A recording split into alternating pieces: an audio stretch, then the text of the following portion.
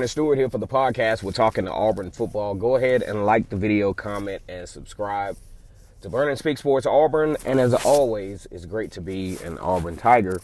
War Eagle, really excited about this upcoming season. We got an all SEC season. First time, if ever, this has happened.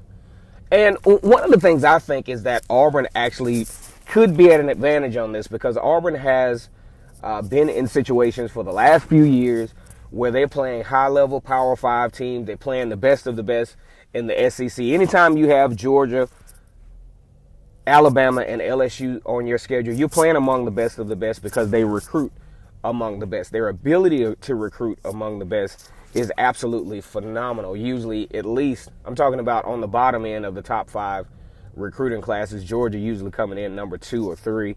1 year, I think recently, they actually had the number 1 recruiting class, and we're starting to see kind of sort of the fruits of that labor now.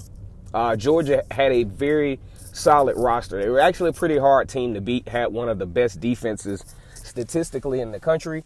Auburn, ironically, with Bo Nix, actually had the first rushing touchdown of the year at that point. And you're talking about game 9 or 10, and you have a Power 5 football team that has played other decent Power 5 teams, playing in one of the toughest conferences in the country, hasn't allowed a rushing touchdown all year. That speaks volumes of the type of defense that Georgia actually had. Points were really, really hard to come by. As a matter of fact, Auburn only scored 14, and those points were scored late in the game where Georgia started to do some different things schematically on defense, giving Auburn some green light to open up some more viable options, play calling. But all in all, it was just hard to move the ball against them. Now, we look back at the 2018 recruiting class, actually the 2019 recruiting class, and a pretty decent level of talent on that class, which included Bo Nix, Owen Papo, I think a pretty solid group.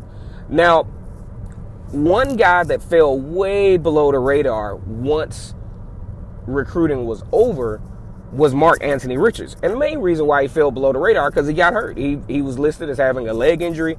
Auburn was actually excited about having Mark Antony Richards because, to be fair, you look at recruiting at the running back position, and you look at the recruiting as far as, depth to quantity ratio. I think Auburn really, really, really, really needed Mark Antony Richards. As a matter of fact, it's kind of unfortunate that he went down with the injury because kind of sort of could have utilized him last year.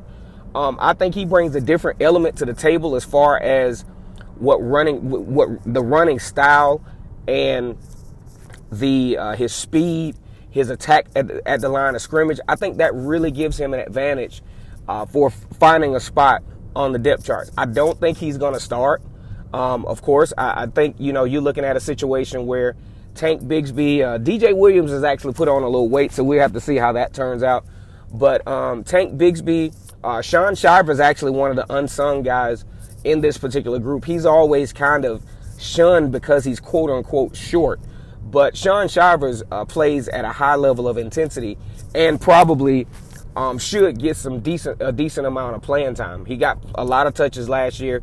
And when we look at the offensive line, most of us agree that the offensive line was on the level of dysfunction. Now, the reason why I think this offensive line was dysfunctional, number one, I think they were just a bad match. They just really did not work together as a cohesive unit. And two, they just weren't mean enough. Like, when you play offensive line, you got to be a dog in those trenches.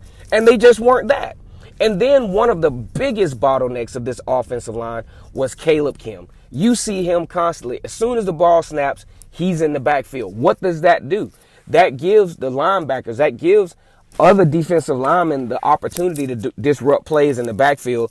And that really played a huge role as to why Auburn really couldn't move the ball at a consistent level. And then their level of discipline wasn't always there. They got penalties at inopportune times, created turnovers at inopportune times. So this year's offensive line, to be fair, has to be a better unit. Got a new coach, Jack Bignell, who should be able to put this thing together. He's got plenty of talent to choose from, because it looks like Auburn is at least too deep with talent and able to move some things around to get the best fit.